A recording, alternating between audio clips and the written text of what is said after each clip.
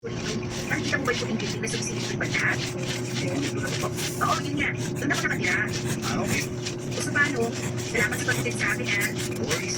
Gusto na naman. Ingat ka rin sa pag-uwi. Gusto. Magandang naging first impression ko kay Nino. Hindi ko ikakailangan na sa unang pagkikita pa lang natin ay na-attract na ako sa kanya. Ang problema ka na ay hindi ko alam kung natin or bin na ako o baka nag-threat off na siya sa akin. Tapos kasi ng kaming yun ay wala nang nangyari. Kinaya ko pinonsa at hindi na kami nagkita pang muli. Ang nagtutuloy ay hindi sa interesado sa akin. Ilang naman yun para sa akin kung sakali pero nakakababa pa rin ang confidence. Kaya kung nagustuhan ko aling kung nalaking pinyareto sa akin. Kung fair, expected ko naman na maaaring mataas ang standards ni Nino dahil may tarapatan naman siya maging susi. Kaya naman pag-traffic ng Lunes, dahil ng pinakumitati kung anong update sa pagitan namin ni Nino.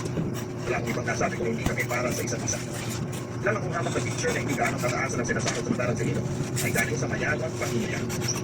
Kung sakay lang sa maya, nasa langit siya sa mataran nasa lupa lamang ako. Wala akong pag-asa at nagpatuloy na lamang ako sa buhay ko sa mga sumunod na araw.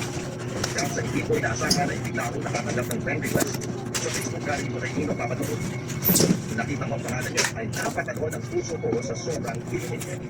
I love stories. I love stories. I love stories.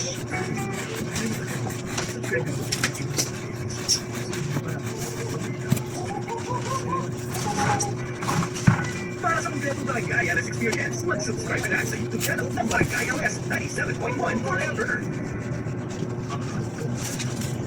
I love stories. Agad kong inasyan ang friend request address ko ng Facebook account ni Nino. Pero wala lamang ito, maliban sa profile picture ay wala nang ibang laman ang timeline niya.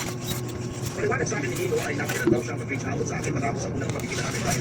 Unang daw siya nagawa ng time sa buwan ng Facebook account para makontak ako. Ginawa niya, nag-iyak sa September 4 na iyawan siya kunin ito mula kay Tati. Gumawa siya ng sariling Facebook account para mag-message sa akin. Gano'n raw kasi hindi magamit ang social media si Nino. Actually, ay napansin ko na. Unang kita mo lang natin ang wala ng social media si Nino dahil sinubukan ko siya manapit kung saan pagkatapos niya sa mga. Isang tingin ko bakit wala siyang social media ay sa kanya masyado rin ang toxic para sa mental health niya.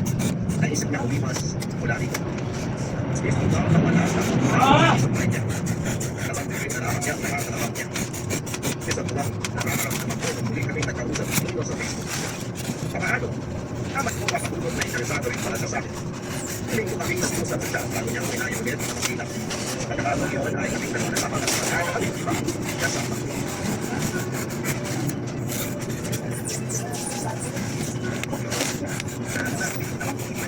Kailangan ko rin ito. Board ako sa apartment ngayon eh. Bakit na ba? Naman, actually wala na akong plans eh. Hindi na tuloy yung plano sana namin na namin naman doon ng simple. Hindi namin natin mga palabas ngayon. Puro kasi action at horror. Ayaw daw nilang ma-stress kasi masyadong action at nakakatakot yung trabaho namin. Marami naman talagang pros and cons sa pagiging teacher eh. Masaya na nagagawa ko yung gusto mo, magturo at mag-inspire ng mga bata. Pero at the same time, lahat mo ang paperwork. Doble-doble ang work ito dahil sa bagong curriculum. Kaya nakaka ako sa mga teacher. Sila nasa una. Ay oo, tama yung sinabi mo. Lalo na sa aming mga nasa lower grades. Hindi lang pagtuturo ang gagawin mo. Kailangan mo mag-alaga ng mga bata ng 7 na oras. Nakaka-20 siguro yun. Training, stressful, nakakapagod, lahat na. Kaya nga every weekend kami lumalabas para mag-unwind eh. Ngayong Sabado lang hindi nag-uwi kasi may sarili commitments ko, di ba? Dapat pala, maging maayos ng date natin to. Bakit naman? Kasi ay makadagdag sa stress mo. Oo, hindi naman. Yung mga alas kami nakain natin, sobrang nag-i-enjoy na ako eh. Sabi sa akin natin, hindi ko sa mga pagkain. Kaya hindi ko talaga patinala. Ay, talagang nag-research ka ha? Siyempre naman, gusto mo pa sa'yo eh. So far, impressed naman ako sa'yo. Talaga ba? Ang banda naman impress sa akin. Marami. The way you handle yourself, pati yung pakikitungo mo sa mga tao, yung choices mo sa buhay, very classy. Ganun mo talaga ang nagkatingin sa akin kahit na pangalawang base pa lang natin kumakita. Well, kasama na rin doon yung mga Very nagkaroon classic. sa akin tungkol sa'yo. Okay, sa ito sa akin. Kung gaano ka kabait, etc. Basta puro good qualities mo na pag niya sa akin.